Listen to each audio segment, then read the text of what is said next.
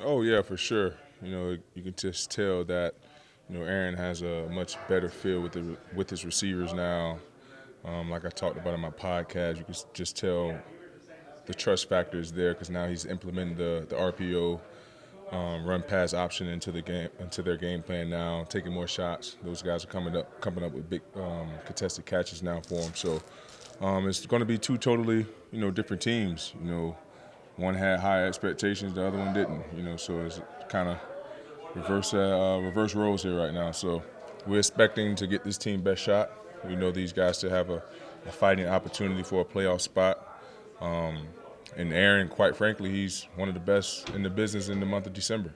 So we understand that we have a large task in front of us that we have to make sure that we're on our P's and Q's at all times. What have you seen defensively from Rodgers that's kind of caused him to have an uptick in interceptions thrown this year? It's really hard to say. Probably the pressure that he's getting in his face, early on, and I don't know if him and the receivers are not on the same page. I can't tell you what the recipe, what's been going on as far as his interceptions numbers. It's something that we're all not accustomed seeing. But I think having a new crop of receivers, have to get the timing down pat, and I think that's a part of all a part of the learning curve with him and his group, and with him and his receiver group. So hopefully it slows down here just a little bit come Sunday, and so we can get the dub and go on about our business. You've been around a lot of these young defensive backs here for a while, but with Duke Shelley coming in September, what stood out to you just about him? Just his confidence. The moment was never too big for him. We got Duke, I believe, week 2 or right after week 1. I know it was. Okay, yeah, I know it was kind of right after we kind of made the final cuts or whatever. But first day in, you can just tell that he's a baller. He's a guy that loves the game. Just continued to play his role until his number was called. And when you have a guy that's always ready when your number is called, it's hard to deny those type of players. And the energy and the passion and the physique that he brings to the game is just it's kind of unmatched. So happy to have him in the starting lineup and continue hopefully that he continue to have some great play that can continue to help us succeed as a unit. Pat, are you seeing more RPOs from those guys than they've run in the past? Has that gone up in a larger percentage? Yeah, definitely. Like I said, I think the trust factor is there now between him and his receivers. Those guys are now on one accord because that's a play that you have to be on the same page with your quarterback because you guys need to see the same thing at the same time because if he sees a run or a pass option there and the receiver doesn't see it, now that can cause miscommunication and turn it into a bad play.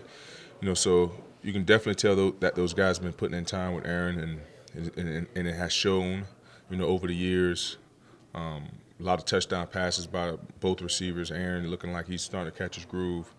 And the month of December is just, I don't know what it is about the month of December. It just seems to catch fire every year. Pat, Pete, what's it like to be an opposing player at Lambeau, and what kind of things do the fans yell at you? I've been there. I think this is probably my 4th time going there. So the fans are actually not bad, but being in a Viking uniform is it's a little different. They definitely love their Packers. I won't necessarily say they're out there, calling us bad names and things like that. Just hoping that their team can find a way to come out on top. So, but the atmosphere there is unmatched. It's one of the it's like the holy grail of football stadiums. So to have an opportunity to go to play there and again in this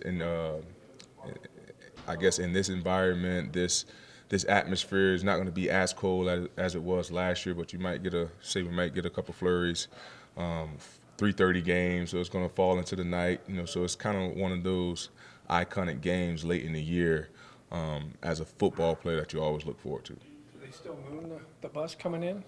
I, I haven't seen that last year, and I haven't seen it in my previous time. So yeah, it may happen this year because the North champs. So It's warmer, so you'll probably yeah, it's cold. yeah. Zero may not be safe. Pat, would there be any sense of relief if you guys were able to eliminate, you talk about how he plays well in December, to eliminate him and not have any chance of a third meeting with him?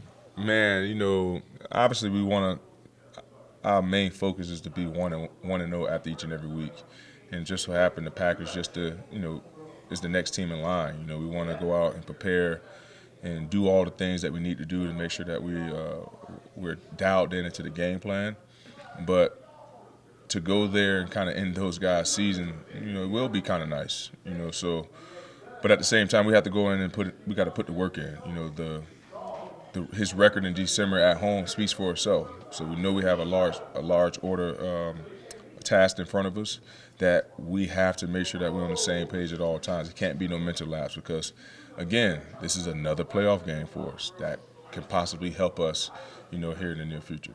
Pete, looking at the first game this year, you played the Packers. I mean, obviously, JJ is a great receiver, but Yep. were you amazed at how open he was in that particular game against the Packers when he rolled up 180 some odd yards? Yeah, I mean, not really when we got Coach O'Connor over here because he was able to do some of the same things with Cup in Los Angeles. So I wasn't surprised to see Justin as open as he was in week one because at the same time they had no real film on us, so they didn't kind of know where he was going to line up. So, but now we have a lot of 16 games. 15 games under our belt right now, so we have a lot of data they can go back and try to lean on. So I don't expect him to be that open that he was in week one, but I do still expect him, to get his share of balls. Pat, were you able to talk to the big guys, get your sack? No, I was not. I don't think I need to talk to them. I think I need to talk to the stat recorders or whoever's starting it because I definitely had two hands on him and forced him up into the pocket. I didn't even get a pressure. What makes Watson a tough cover? He had 8 touchdowns in 4 games. Oh man, his speed and his ability to just stack the DB. And Aaron is not probably the best deep ball thrower that the game has ever seen. Between him and Carson Palmer, had the opportunity to play with him in Arizona, but his ability to stack the defensive back, just his very settled burst of speed.